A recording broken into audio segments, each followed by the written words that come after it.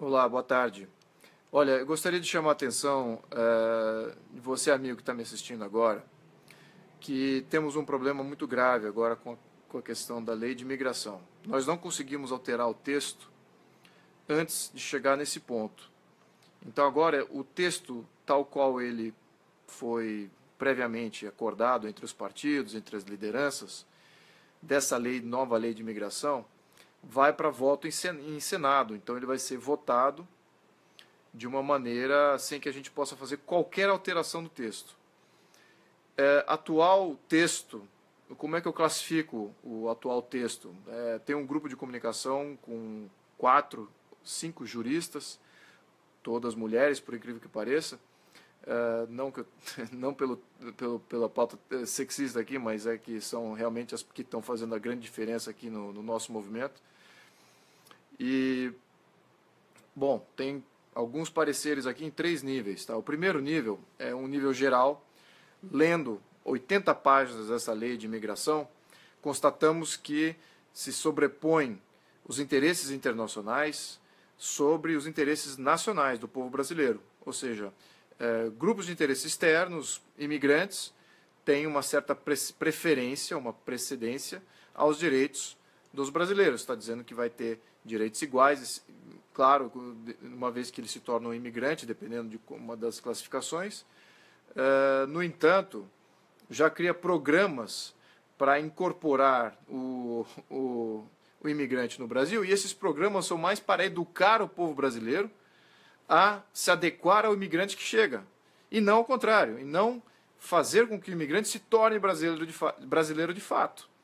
Então tem uma grande inversão aí de valores. Então cria uma certa preferência por interesses externos ao interesse interno. Isso é um problema grave de soberania. A interpretação e a leitura da lei, em nenhum momento você aparenta dizer, olha, a defesa dos interesses nacionais, a defesa do nosso território, a defesa da nossa nação, da nossa pátria. Nada disso aparece na lei, nessa nova lei. Então esse é o primeiro comentário mais abrangente. O segundo comentário, que é uma coisa que se constata quase que imediatamente, é do impacto na segurança pública que essa lei vai gerar. Por quê? Porque ela permite basicamente uma abertura das fronteiras. As fronteiras se tornam quase que inexistentes, não dizendo assim, as fronteiras se tornam inexistentes. Não, ele viola esse princípio de fronteira, dizendo que alguns grupos podem trafegar naturalmente pela fronteira, entre fronteira do Brasil com Colômbia, fronteira do Brasil com Venezuela, naturalmente, porque é um povo indígena. Então, esse povo indígena era a terra deles, então eles podem trafegar livremente na sua terra dos seus antepassados, ou seja, violando o conceito territorial pelo qual milhares de brasileiros lutaram durante a Guerra de Independência, que, aliás, é um grande mito aqui, que não houve guerra. Houve guerra, sim, de 1822 a 1825. Houve guerra, sim, morreram milhares de brasileiros ali. E também na Guerra do Paraguai, houve milhares de pessoas defendendo o território nacional. Então, toda essa história de defesa, de criação e defesa do território nacional, desaparece por completo.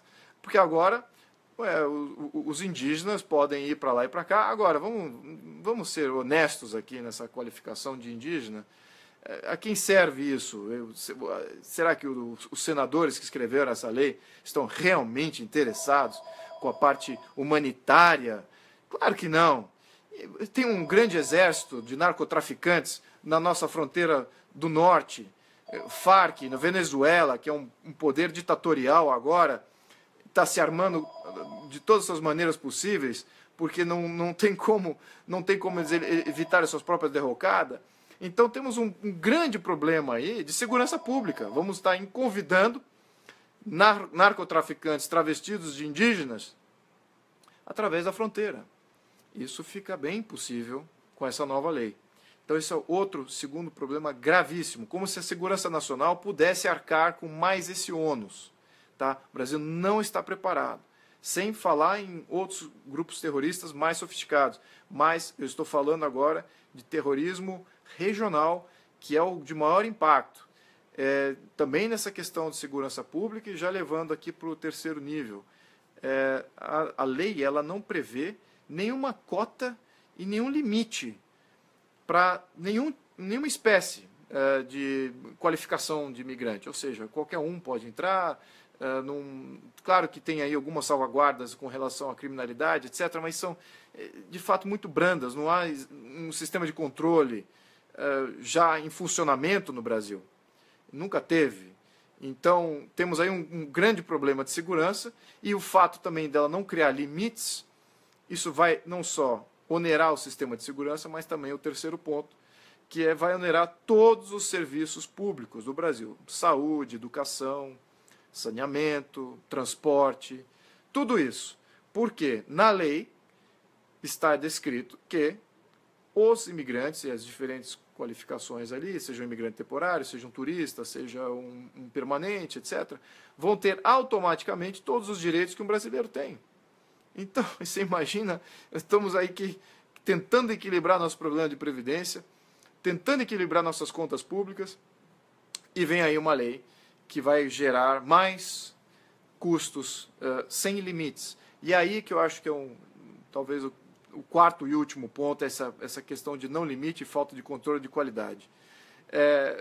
Imaginem que entre Colômbia e Venezuela, tem 30, 40 milhões de habitantes cada uma. Você não tendo um limite, imagine uma grande proporção migrando para o Brasil. Somos de braços abertos, queremos receber imigrantes. Sim, o Brasil é uma nação que muito acolhedora dos imigrantes. Agora, que criemos controle, que criemos um certo crivo para que a qualidade de vida do brasileiro, que hoje está lutando contra o desemprego, lutando contra os serviços públicos pelo qual ele paga imensamente e não recebe absolutamente nada, que isso comece a ter valor.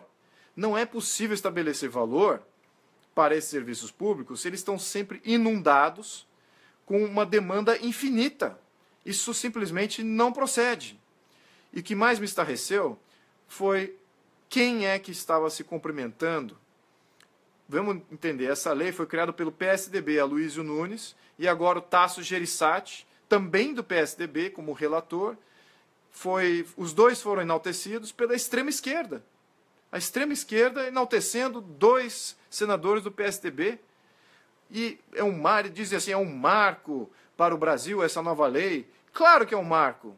É um marco porque destrói completamente a ideia e o conceito de pátria e de nação que nós tínhamos há 200 anos, ou mais, sem dúvida, desde a formação do Brasil.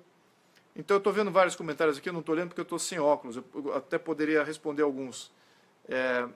Bom, obrigado. Se vocês quiserem postar alguma pergunta, o que eu tinha para falar dessa lei é isso. Com relação ao que nós devemos fazer. Nós vamos estar fazendo ativismo digital, vamos estar pedindo que entre em contato com todos os senadores, porque está indo para o Senado agora essa lei, e só podemos barrar ela no Senado. Claro que a gente já sabe, pelo mapeamento dos 80 senadores, nós não temos uma boa chance ali, mas temos que fazer pressão. Se nós fizermos pressão, nós sim podemos fazer uma grande diferença. Nós já fizemos isso antes em outros pontos. Tá? Até agora essa lei passou debaixo do radar, a aprovação dela em diferentes níveis passou debaixo do radar e agora veio à tona. Agora vai a Senado para voto sem possibilidade de alteração de texto. Então, tem algumas coisas interessantes na lei? Sim, claro que tem.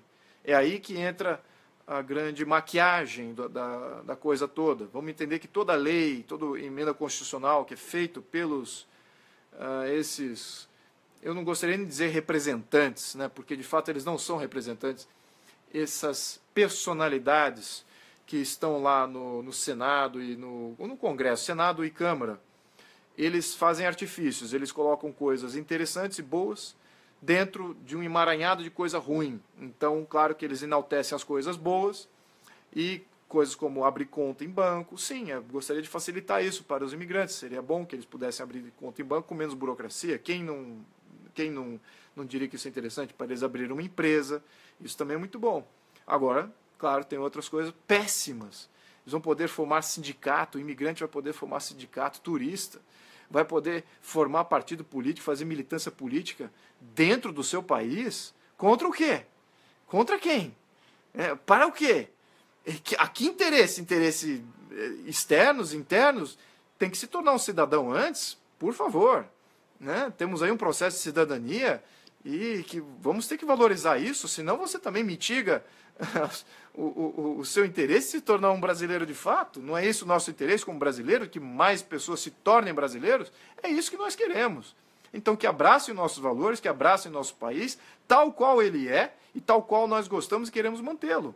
Muita gente ruim pode entrar aí. O brasileiro é um povo bom, é um povo acolhedor. Esse novo pessoal ruim que vem não é necessariamente bom nem acolhedor. Então, toda a cultura brasileira pode mudar em questão de um ano, ou muito menos, dependendo de quanto volume de pessoas que entrarem no Brasil. A questão é séria. Então, temos que pressionar os senadores com intensidade. Eu estou fazendo esse live, eu não gosto de aparecer de maneiras assim, com uma certa frequência. Mas esse tema é extremamente importante. É fundamental para o Brasil. É fundamental todo o aprendizado que a humanidade teve até agora, de ter porteiras livres, de não ter um território definido. O conceito de nação-estado está sendo atacado nessa lei. E esse conceito de nação-estado é o que tem mantido a paz no mundo, no pós-guerra. Cada um no seu quadrado. Cada um estabelecendo suas leis, seus regimentos internos, validados pelo povo. E isso sim é o que dá estabilidade. Dá legitimidade aos governos locais. E isso é que estabelece a estabilidade. Não é uma fronteira sem fronteiras, povos sem fronteiras. Isso gera instabilidade porque é extremamente inseguro. O desenho do Brasil pode mudar. Então, temos que entender isso, que o que está em jogo aqui é sério, é grave.